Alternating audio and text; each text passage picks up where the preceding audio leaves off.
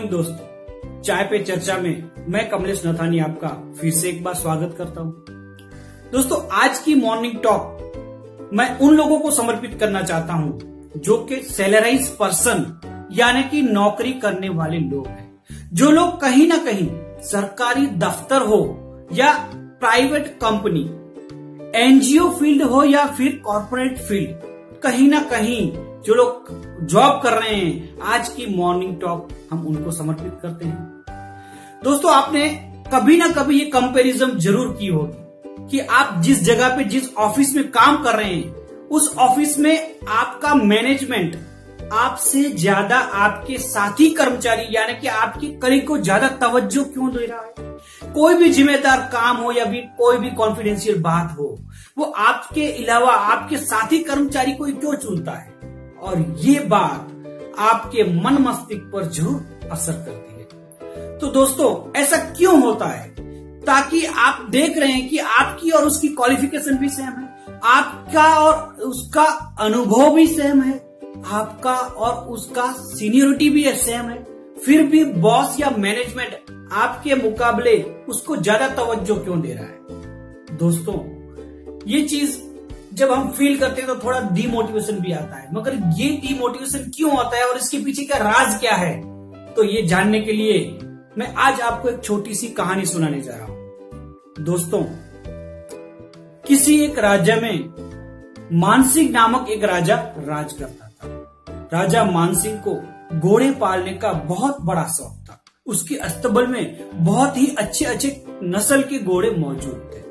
अब एक बार क्या हुआ कि राजा दरबार लगा के बैठा था, उसी दौरान बाहर से एक घोड़े बेचने वाला उनके पास आया और उसने राजा से याचना की कि हे राजन, मेरे पास 3 अच्छी नस्ल के घोड़े हैं और फिलहाल मुझे धन की बहुत आवश्यकता है, तो कृपया मेरे पास से आप ये घोड़े खरीद ले।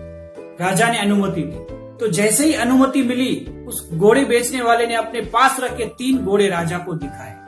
तो राजा ने उसे देखा और घोड़े उसको पसंद आ गए।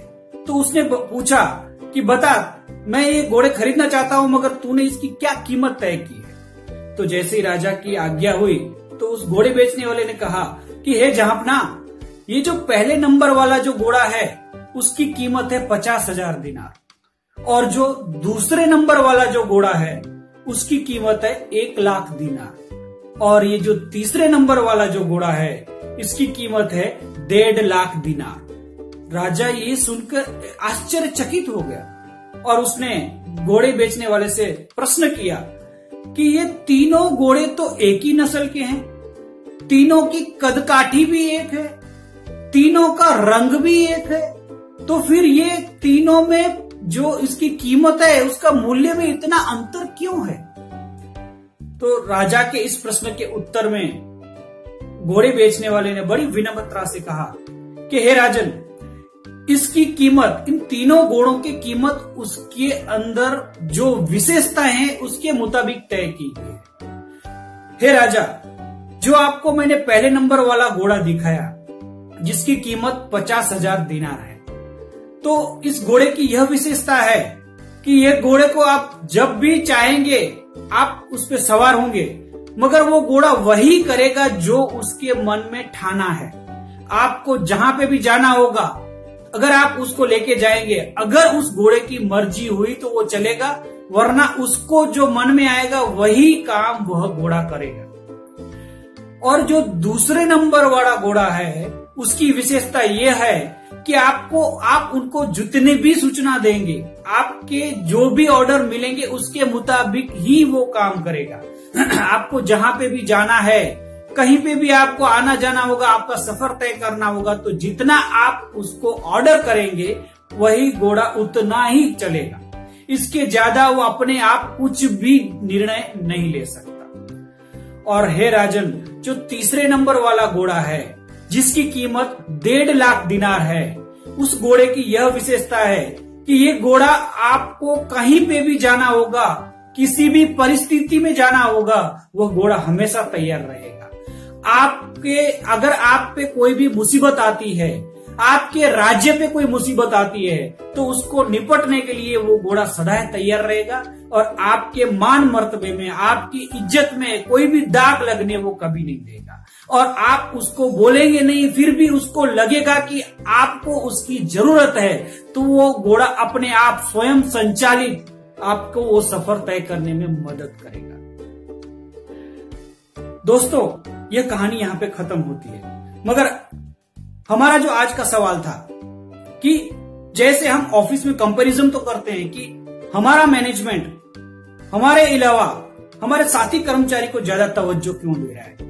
तो दोस्तों, जैसे इस कहानी के जरिए हमने देखा कि प्रत्येक ऑर्गेनाइजेशन को ऐसे ही तीसरे नंबर वाले जैसे घोड़े के जैसे एम्प्लॉय की जरूरत होती है, जो एम्प्लॉय अपने आप में स्वयं संचालित हो, ऑनरशिप लेने वाला हो, मैनेजमेंट के प्रति वफादार हो। ऐसे ही एम्प्लॉय की हर जगह डिमांड रहती है। तो दोस्तों, जब भी हम किसी से कंपैरिजन करते हैं तो ये बात एकदम 100% हमें चेक करनी होगी कि उसकी और हमारी क्वालिटी में क्या अंतर है। अगर हम तीसरे नंबर वाले घोड़े पे अगर आ सकते हैं तो आने वाले कल में हम भी उसकी जगह ले सकते हैं और बाकी जो भी कर्मचारी है उससे ज्यादा बॉस या मैनेजमेंट हमको ज्यादा तवज्जो देगा। तो दोस्तों, आज की मॉर्निंग टॉक में बस इतना ही।